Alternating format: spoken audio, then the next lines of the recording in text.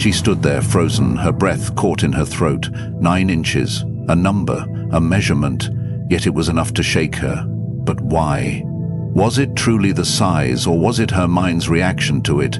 Today I will speak not just of shock, but of control. It is not the event itself that disturbs us, but our judgment of it. Shock is not an external force, it is an internal reaction. The world moves as it always has, without hesitation, without concern for our preferences. Yet when something unexpected happens, when reality does not align with our assumptions, we feel shaken. Why? Because we have given power to our expectations instead of grounding ourselves in what is. Imagine standing in a storm, unprepared, caught without shelter. The wind howls, the rain pours, and you are left exposed. The storm is not personal, it is neither cruel nor kind, it simply is. The discomfort you feel is not from the storm itself, but from your lack of preparation. If you had anticipated it, if you had dressed accordingly, you would not suffer in the same way. It is the same with life's shocks. The wise do not allow themselves to be caught unprepared. They expect change, they expect difficulty, they expect the unexpected, and because they expect it, they do not fear it. Perception is the root of all shock. Consider a traveler who steps onto unfamiliar ground. If she expects a smooth path and instead finds a steep, jagged climb, she may hesitate, complain, or even turn back. But if she had begun her journey with the understanding that the road would be rough, she would not be surprised. The difficulty remains the same, but her reaction changes because her expectations were aligned with reality. Now, imagine the same traveler walking into a dark room. If she believes there is nothing to fear, she will walk with confidence. But if she lets her mind fill with shadows, with imagined dangers lurking in every corner, she will hesitate at every step. This is how perception shapes our emotions. When we expect ease and comfort, any difficulty feels unbearable. When we expect permanence, any change feels like a loss. When we expect control over the uncontrollable, we feel powerless. It is never the thing itself that disturbs us, it is our relationship to it. A Stoic understands that the world is indifferent to our desires. The sun will rise and fall, the seasons will change, people will come and go, and events will unfold in ways we may never predict. To be shocked by any of it is to be caught in illusion, to believe that the world should shape itself according to our wishes. But the wise do not expect the world to conform to them. They conform to the world. They accept things as they are, not as they hoped they would be. Take, for example, a man who loses his wealth overnight. If he built his sense of worth upon gold and possessions, he will be devastated, as if his very self had been stolen from him. But if he had trained himself to understand that wealth is fleeting, that it was never truly his to begin with, then he will remain unshaken. The event remains the same, but his perception alters his suffering. He understands that the loss was not of himself, but only of something external, something never within his true control. So too with every other form of shock, betrayal, disappointment, hardship. These things do not arrive to hurt us, they arrive because they are part of life. A betrayal feels like an attack, but in reality it is simply human nature playing out as it always has. A setback feels unfair, but fairness exists only in our minds. The more we accept the flow of life without resistance, the less we will be shaken by its currents. This does not mean we must be passive.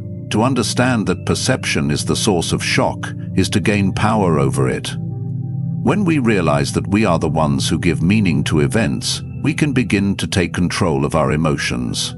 We can train our minds to expect challenges, to anticipate hardship, to view surprises not as threats, but as opportunities for resilience. When something unexpected happens, we must pause and ask ourselves, is this truly terrible, or is it simply not what I expected? More often than not, it is our expectations that betray us, not life itself. In the end, the difference between those who crumble and those who stand firm is not the events they face, but the way they see them. The wise do not allow themselves to be blindsided because they expect nothing and are prepared for everything. They understand that perception is the master of emotion. And when the world presents them with a challenge, they do not ask, "Why is this happening to me?" Instead they say, "I knew this day would come, and I am ready." A wise person does not react but responds. This is the essence of mastery over emotion. To react is to surrender control, to let external events dictate our inner state, to allow emotions to rise and fall like waves without restraint. But to respond is to remain steady, to observe without being swept away, to decide how to act rather than be ruled by impulse. Consider a man who receives an insult. His instinct may be to lash out, to retaliate with anger, to meet harshness with harshness. But what does this accomplish? The insult does not wound him unless he allows it to. The words are merely air, sounds carried on the wind, and yet, if he lets them take root in his mind, they grow into pain, resentment, or fury. If he were to pause instead, if he were to examine the insult, recognize its emptiness and let it pass, he would remain untouched, his peace unbroken. This is the power of response over reaction. Emotions in themselves are not the enemy. It is natural to feel anger when wronged, sadness when suffering, or frustration when obstructed. But the wise understand that emotions are like fire, useful when controlled, destructive when left unchecked. Fire can warm a home, light the darkness, or forge steel. But if allowed to spread wildly, it consumes everything in its path. A person who reacts without restraint is like a fire without boundaries, dangerous, chaotic, and ultimately self-destructive. Mastery over emotion is not suppression. It is not the denial of feelings, nor is it a cold indifference to the world. It is simply the ability to govern oneself, to recognize emotions without being enslaved by them. A river may be deep and turbulent beneath the surface, but if its course is steady, if its direction is unwavering, then it remains strong, moving forward without being lost to the chaos beneath. Consider a warrior in battle. If he allows fear to consume him, he is already defeated before the fight begins. If he allows rage to cloud his judgment, he swings wildly, losing his precision. If he panics, his movements become erratic and his strength is wasted. But if he steadies himself, if he acknowledges his fear but does not let it control him, if he harnesses his anger but does not let it blind him, then he fights with clarity, with precision, and with power. He is not without emotion, but he is their master, not their servant. Now, take this principle beyond the battlefield. In daily life, challenges arise, betrayals, failures, unexpected hardships. Those who react impulsively become prisoners of their emotions. They are thrown from highs to lows at the mercy of their circumstances. A small inconvenience ruins their day, a minor slight fuels their resentment, a single failure makes them believe they are worthless. But the wise do not allow such things to rule them. They observe their feelings, they acknowledge them, but they do not become them. Imagine a ship sailing through a storm. The winds howl, the waves crash, and the sea is relentless. A weak captain panics, losing control of his vessel, letting the storm dictate his course. But a strong captain remains composed. He cannot control the storm, but he can control his ship. He does not waste energy cursing the wind, he adjusts his sails. He does not despair at the waves, he steers through them. This is the essence of emotional mastery, not the elimination of difficulty, but the ability to remain steady despite it. So how does one cultivate this strength? First, by recognizing that emotions are fleeting. What angers you today will be forgotten in a week. What breaks you now will one day be a memory. Why, then, should we let temporary feelings determine permanent actions? Second, by training the mind to pause before acting. The moment between stimulus and response is where true power lies.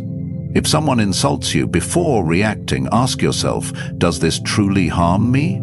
If you fail, ask yourself, is this the end or an opportunity to learn? The moment you take control of your response, you reclaim your freedom. Lastly, practice detachment. Understand that most things that disturb us do not truly belong to us. The opinions of others, the shifting nature of fortune, the unpredictable turns of life, none of these are within our control. To let them dictate our emotions is to give away our power. But when we detach from them, when we refuse to let them command our state of mind, we become unshakable. The world will test you. It will throw obstacles in your path. People will disappoint you. Circumstances will change. If you allow these things to control your emotions, you will forever be at their mercy. But if you master your response, if you remain steady, measured, and unmoved by the trivialities of the moment, you will find that nothing can truly disturb your peace. You will become like the mountain against the wind, the deep ocean beneath the storm, the flame that burns without consuming itself. You will not react, you will respond. Strength is not found in the external, nor is it measured by the weight one can lift, the wealth one can gather, or the power one can exert over others. True strength is not in the hands but in the mind, not in the body but in the spirit. The world teaches us to admire outward displays of dominance, physical prowess, material success, authority over others. But these things are fleeting. A body once strong will weaken. Wealth once abundant may vanish overnight, and power held too tightly will slip through one's fingers like sand. What remains then when all else is stripped away? Only what is within, the discipline of the mind, the resilience of the soul, the ability to stand firm in adversity. This is the measure of true strength. A person who relies on external advantages is like a house built on shifting ground. If their identity is tied to their status, they will crumble the moment it is taken away. If their confidence is rooted in possessions, they will be left empty when fortune changes. If their sense of self is tied to the validation of others, they will forever be at the mercy of opinions beyond their control. But the one who has built their strength within, who has forged themselves through discipline, who has trained their mind to endure, who has found stability in the unshakable core of their being, such a person cannot be moved. Consider two men facing the same hardship. One, accustomed to ease and comfort, is immediately undone by the first sign of struggle. He complains, he resents, he seeks escape rather than endurance. The other, hardened by discipline, welcomes the challenge. He does not waste time lamenting what is beyond his control. He focuses on what he can control, his own mind, his own actions. He does not crumble because he has trained himself not to need comfort. He does not break because he has made himself unbreakable. Strength is tested in adversity. It is easy to appear strong when nothing challenges you, just as it is easy to appear virtuous when no temptation arises. But when difficulty arrives, when hardship knocks at the door, that is when the truth of a person is revealed. Some retreat into self-pity, some lash out in frustration, some beg for the world to change in their favor. The strong, however, do not waste energy on such things. They do not ask for ease, they prepare for difficulty. They do not fear hardship, they welcome it as a proving ground. Imagine a tree standing in the wind. A weak tree with shallow roots will be uprooted when the storm arrives.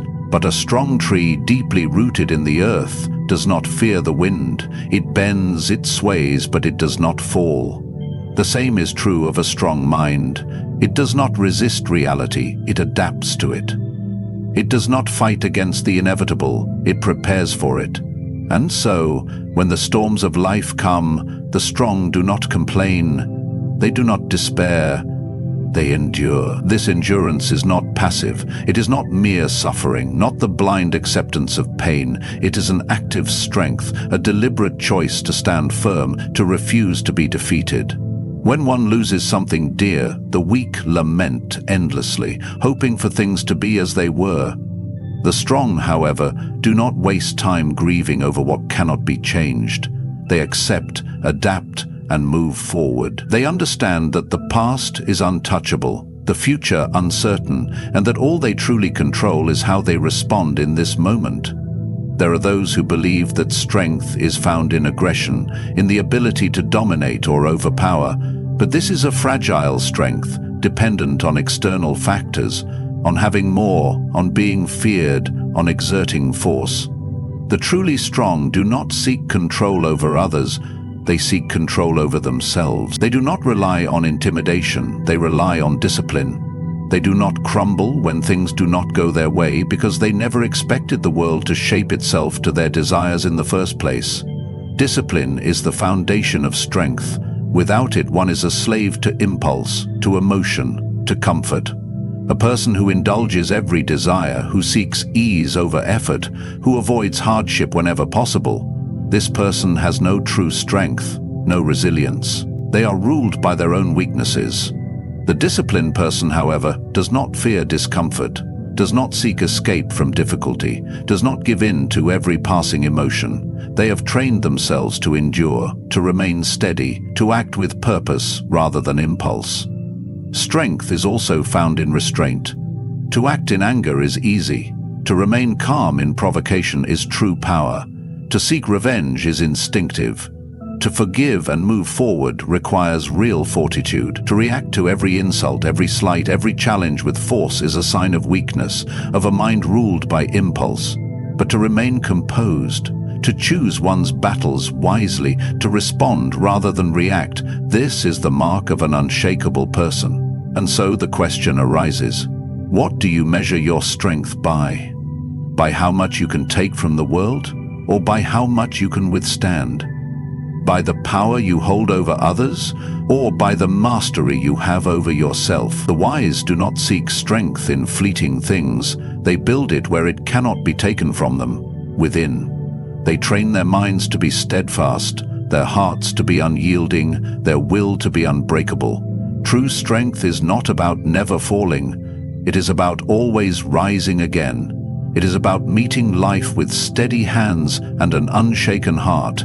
It is about standing firm, not because the world is kind, but because you have made yourself strong enough to bear it. Shock and discomfort often arise from unfamiliarity. The mind recoils at what it does not expect, what it has not prepared for. When we are unaccustomed to hardship, even the slightest difficulty feels unbearable. When we have lived in comfort, even small discomforts seem like great suffering. But those who have trained themselves to face discomfort, who have deliberately exposed themselves to challenge, find that they are rarely shaken. They do not flinch when confronted with the unexpected because they have already met it in their minds. They have strengthened themselves against it. It is not suffering itself that breaks a person. It is the belief that suffering should not exist. Those who expect life to be smooth, who assume that they will never be tested, are the ones who collapse under pressure. They are like a soldier who enters battle believing the enemy will be weak. His first encounter with resistance fills him with doubt, with fear, with uncertainty. But the soldier who is trained, who is prepared for the worst, does not panic when the fight begins. He expects hardship, and because he expects it, he does not falter when it arrives. In the same way, those who fear discomfort have not trained themselves to endure it. When they are cold, they suffer greatly. When they are hungry, they believe they are near death. When they are inconvenienced, they act as if they have been wronged. But those who have deliberately exposed themselves to hardship, who have embraced discomfort, even sought it out, understand that these things do not harm them. They know that the body can withstand hunger, that the mind can endure loneliness, that the soul is not destroyed by suffering, but refined by it. A person who has never walked barefoot will find even the smallest stone unbearable, but one who has hardened their feet, who has walked difficult paths, does not hesitate to tread where others fear to step. The same is true of the mind. If it is always protected, always given ease, it becomes fragile. But if it is tested, if it is trained, it grows resilient. It learns that pain is temporary, that difficulty is a teacher, that the things we fear are rarely as terrible as they seem. Many believe that the best life is one without suffering. They seek comfort at all costs, avoiding pain, avoiding challenge, avoiding anything that makes them uneasy. But what they do not see is that in their attempt to escape discomfort, they have made themselves weak. A life without hardship does not make one strong. It makes one fragile, like a blade that is never sharpened, like a body that is never exercised. A mind that is never tested becomes dull, unprepared for the moment when it is truly needed. Training oneself for discomfort is not an act of self-punishment, it is an act of preparation. The wise do not seek suffering for its own sake, but they do not flee from it either. They fast, not because they must, but because they wish to prove to themselves that hunger is not the end of them. They endure the cold, not because they enjoy it, but because they know that discomfort is temporary. They push their bodies and minds beyond what is necessary, so that when life truly demands endurance, they do not break. Consider the athlete who trains in harsh conditions, who runs in the rain, who lifts more than what is required. When the time comes for competition, he does not suffer as others do. He has already faced worse, already endured more. And so it is with the mind. Those who have embraced difficulty, who have chosen to meet discomfort rather than avoid it, do not fear when hardships arise. They are ready. This readiness is not just for great trials, but for daily life. The person who has trained for discomfort does not panic when things go wrong. They do not despair when plans change, when adversity arises, when they are forced into situations they did not anticipate. They simply adapt. They do not ask, "Why is this happening to me?" They ask, "How do I move forward?" Because they have already made peace with the fact that life is unpredictable, they do not resist it. Fear of discomfort is what makes people hesitate. It keeps them from taking risks, from speaking truth, from pushing beyond what is easy.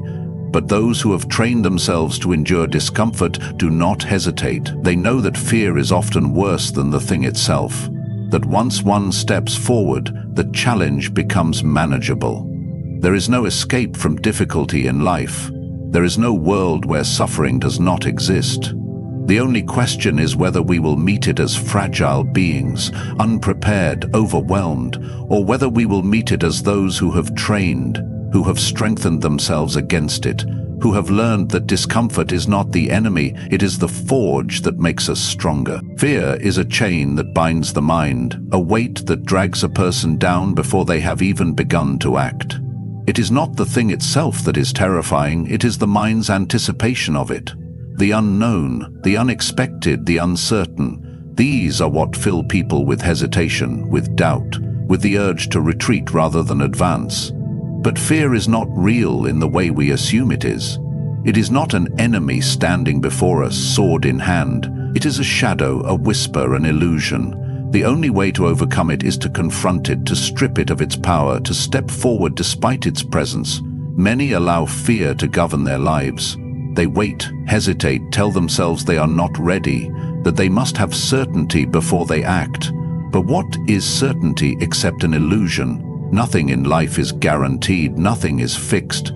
And yet, despite this, the world moves forward. The seasons change, the sun rises and sets, rivers carve through stone, not because they know exactly what lies ahead, but because movement is the only way forward. A person who waits for all fear to disappear before they take action will wait forever. Fear thrives in inaction. The longer one hesitates, the greater the fear becomes. It grows, takes root, spreads. A simple task when feared becomes monstrous in the mind. A challenge when avoided becomes impossible. But the moment one takes a step, the moment one acts despite the fear, its power diminishes. The task that seemed overwhelming becomes manageable. The challenge that seemed insurmountable reveals itself to be nothing more than a series of small steps. Consider a man standing before cold water, afraid to step in. He imagines the chill, the discomfort, the shock to his system. The more he thinks, the worse it becomes. But the moment he steps forward, the moment his body meets the water, reality takes over. Yes, it is cold, but it is not unbearable. Yes, it is uncomfortable, but it does not destroy him. And after a moment, the water no longer seems hostile.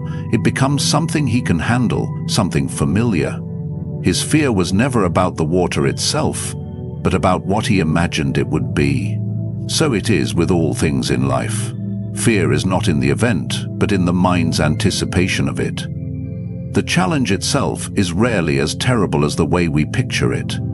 And yet many live their entire lives in avoidance, in hesitation, in fear of things that have not yet happened, that may never happen. They build walls in their minds, prisons made of their own doubts. They tell themselves stories about failure, about pain, about what might go wrong, until these stories become more real to them than the world itself. But the wise do not allow fear to dictate their actions.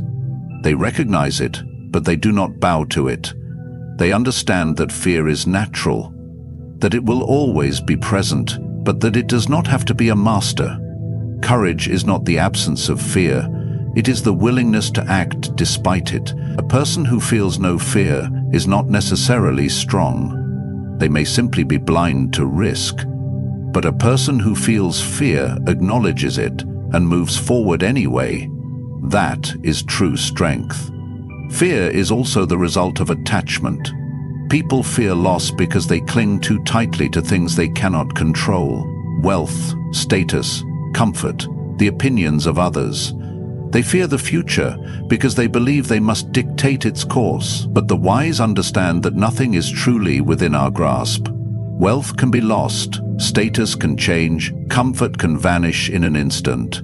The only thing truly within our power is how we respond. To fear loss is to resist the nature of life itself, but to accept that all things are transient, to move forward without clinging to what cannot be held. This is freedom.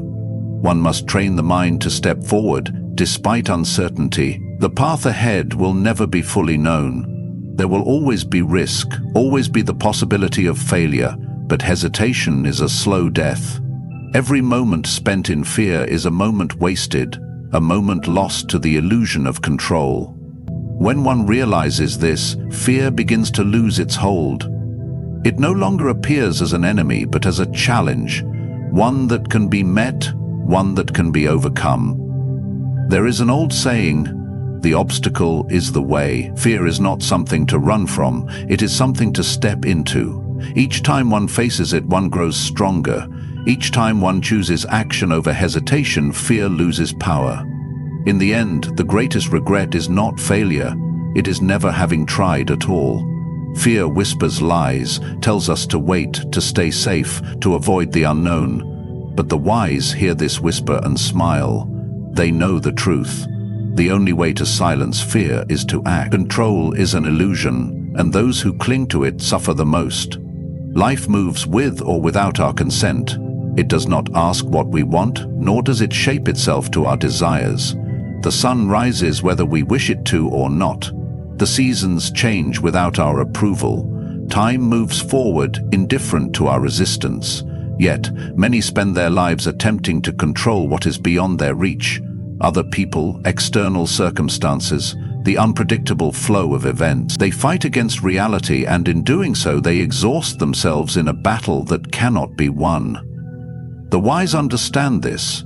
They do not waste their energy trying to force the world into submission. They do not demand that things be as they wish, nor do they rage when life does not comply with their desires. Instead, they focus only on what is within their command. Their own thoughts, their own actions, their own ability to respond with wisdom and strength. This is where true power lies, not in shaping the world, but in shaping oneself. There is no benefit in worrying about what cannot be changed. If the rain falls, does it stop because you protest? If a misfortune befalls you, does anger undo it? If another speaks ill of you, does it harm you unless you allow it?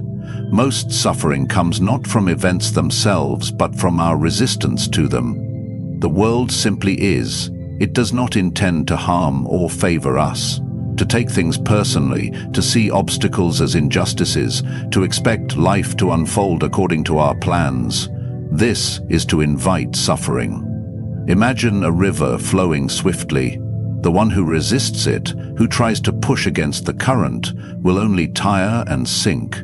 But the one who moves with the current, who understands that they cannot change the flow but can adapt to it, will find ease where others find struggle. Life is this river. It does not bend to our will, but we can learn to navigate it, to move in harmony with what is, rather than wasting energy on what we wish would be.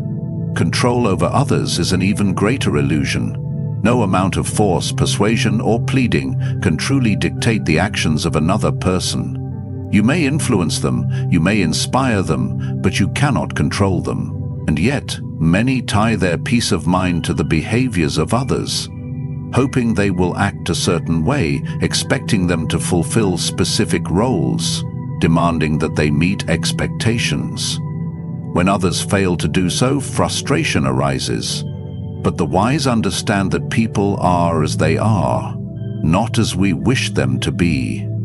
They accept this, and in doing so free themselves from unnecessary disappointment. To relinquish control does not mean to be passive. It does not mean to surrender to life as a victim. It means to act where action is possible and to accept where action is futile. A farmer cannot dictate the weather, but he can plant his crops wisely. A sailor cannot control the wind, but he can adjust his sails. A person cannot force others to respect them, but they can live in a way that commands respect. This is the difference between foolishness and wisdom, between struggling against the inevitable and working with it. Consider a man who loses his wealth. One man, tied to the illusion of control, sees this as a catastrophe. He despairs, curses his fate, blames the world. Another man, understanding that fortune is fleeting, does not waste time in lamentation. He adapts. He does what can be done and does not dwell on what cannot. He is not broken by loss because he never believed he owned anything permanently to begin with. Control over the past is another common illusion. Many torment themselves over things that have already happened, wishing they had chosen differently, regretting words spoken or actions taken. But the past is untouchable. No amount of regret can change it. No amount of guilt can rewrite what has been done. The wise do not dwell on what cannot be undone. They learn, they adjust, and they move forward. To resist the past is as foolish as resisting the tide. It is energy wasted, a battle lost before it begins.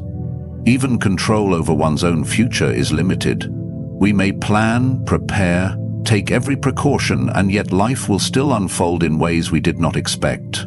The one who believes they have total command over their fate will be endlessly frustrated when reality does not align with their plans. But the one who understands that flexibility is greater than rigid control will always find a way forward.